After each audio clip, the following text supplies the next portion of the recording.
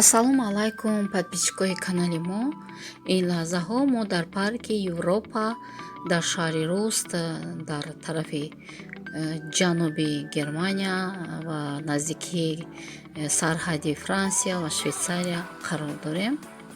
Ин парк баъд аз Диснеи Париж дар ҷаҳон дуюм мебошад ва ҳар сол зиёда аз 5,5 миллион одам аз ин парк дидан мекунанд оилавӣ.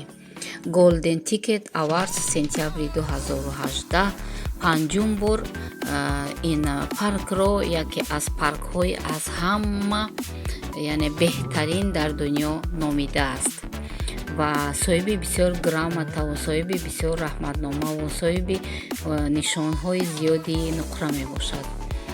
Европа-парк дар масоҳати 900 000 квадрат сохта шудааст ва зиёда аз 13 шаҳрак дорад дохили худ ва аттраксионҳо ҳаст. Вақте ки инҷо шумо меоед барои даромадан ба ин парк 55 евро барои оилавӣ бошед, 55 евро мебошад. Айхе бошад барои як одам 55 евро мебошад. Барои кӯдакон арзонтараш оилавӣ 55 евро ва барои кӯдакон боз мегиранд.